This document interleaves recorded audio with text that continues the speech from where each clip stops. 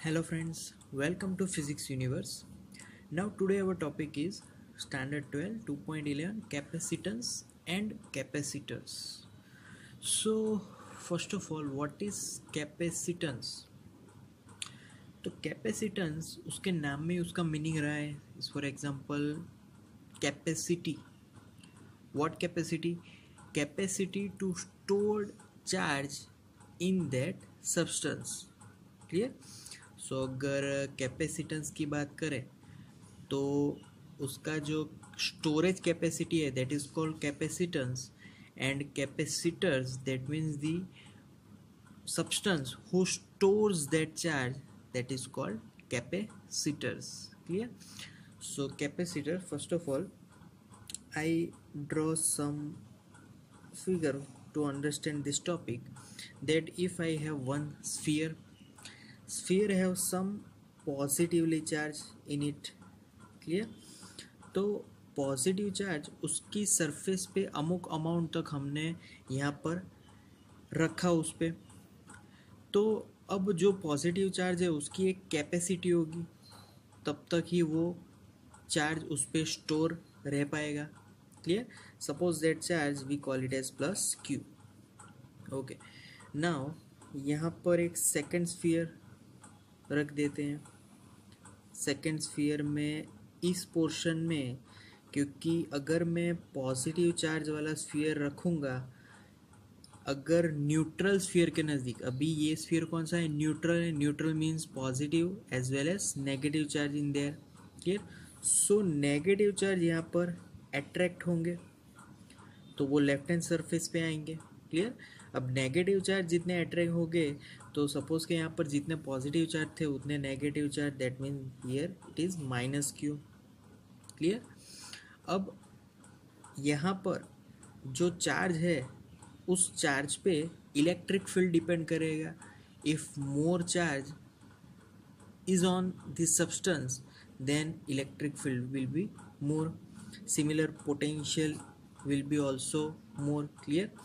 So potential is depend on q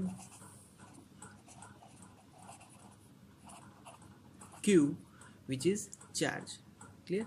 Okay, so यहाँ पर हमने कैपेसिटी फाइंड की. अब सपोज कि मैं इसको फर्स्ट कंडक्टर नाम दे देता हूँ, this is second conductor. Clear? तो first conductor and second conductor, suppose कि मुझे एक यूनिट चार्ज जो कि स्मॉल क्यू है उसको यहाँ से लेफ्ट हैंड साइड डायरेक्शन में ले जाना है तो कुछ वर्क करवाना पड़ेगा. तो W is equal to that Q into V.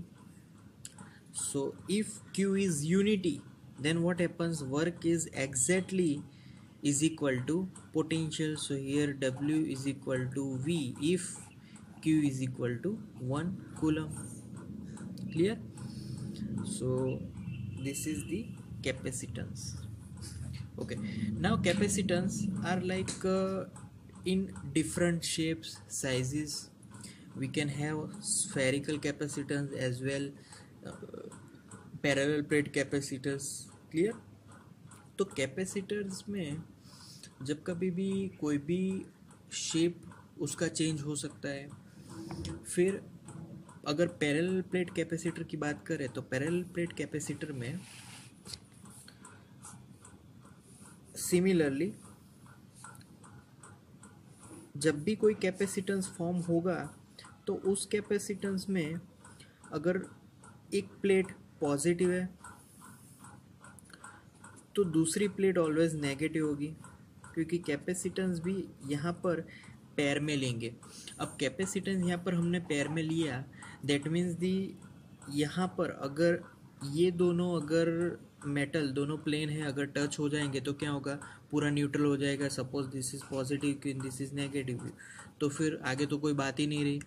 तो यहाँ पर हमें इन दोनों जो भी कंडक्टर्स है उन दोनों के बीच में यहाँ पर हवा रखी. हवा इज़ कॉल्ड इंसुलेटर. तो ऑलवेज बीच में इंसुलेटर रहना चाहिए, तभी ये कैपेसिटेंस फॉर्म हो सकता है. क्लियर? सपोज कि मेरे पास एक कैपेसिटर है वो कि स्फेरिकल है. अब स्फेरिकल कैपेसिटर में सपोज पॉजिटिव चार्ज है और उसके पास कोई नेगेटिव चार्ज वाला दूसरा कोई सब्सटेंस नहीं है इसके पास। अगर कोई सब्सटेंस नहीं है तो ये भी कैपेसिटर तो फॉर्म करता ही है। कैसे? तो ये जो चार्जेस है वो इन्फिनिटली कोई नेगेटिव चार्जेस होगा उसके साथ कैपेसिटर फॉर्म करेगा। क्लियर?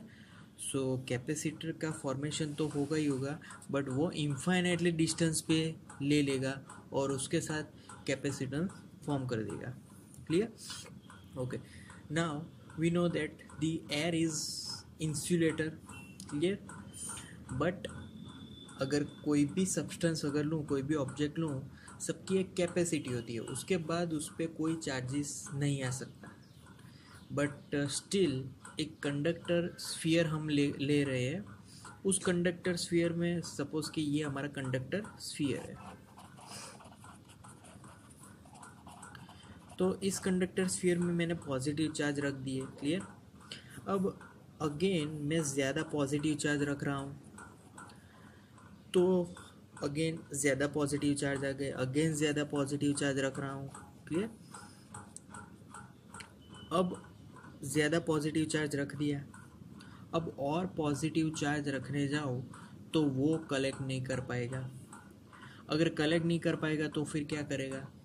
तो अगर मैं ज़्यादा पॉजिटिव चार्ज रखूँगा तो ये जितने भी चार्ज है वो एक दूसरे की मतलब कि जो आसपास जो भी मीडियम है उसको आयोनाइज कर देंगे। मतलब कि अगर हवा है तो हवा में से वो तुरंत पास होके फिर आगे निकल जाएंगे। इसका बेस्ट एग्जांपल अगर लेना हो तो हम लोग मॉनसून में पता है कि बिजली कड़कती है। क्लियर? तो that electricity have very large amount of charges. उसके पास बहुत ज़्यादा चार्ज है, तभी वो हवा में से आकर ज़मीन पे गिरती है। Clear?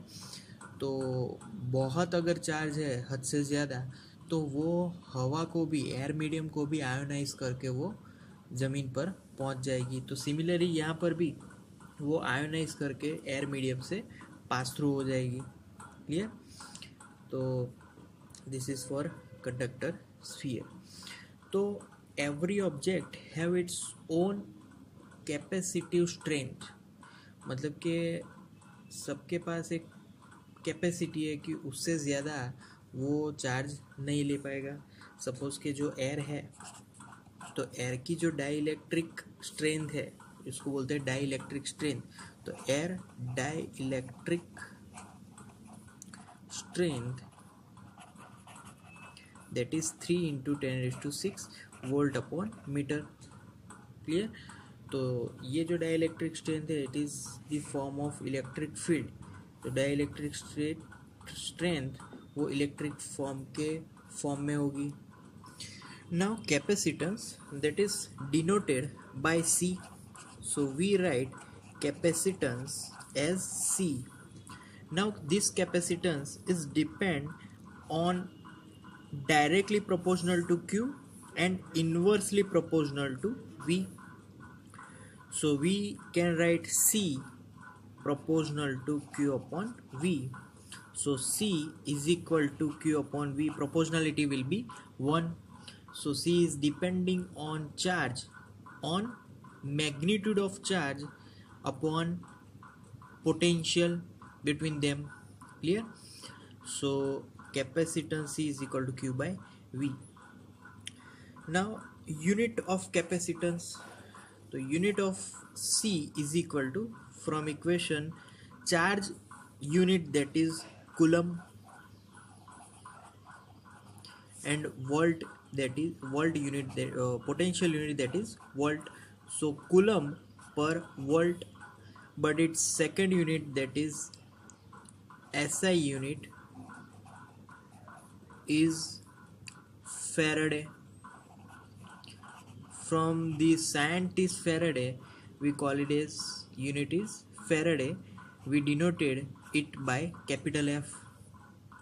So this unit of capacitance can vary from many other units. Is, for example, its sub multiples are first 1 microfarad. So micro that means 10 raised to minus 6 Faraday. Then 1 nanofarad, that is 10 raised to minus 9 Faraday. The last one is 1 picofarad, that will be 10 raised to minus 12 Faraday. Clear? So this is the sub multiples of capacitance unit. Clear? So that's all for now today. Thank you guys.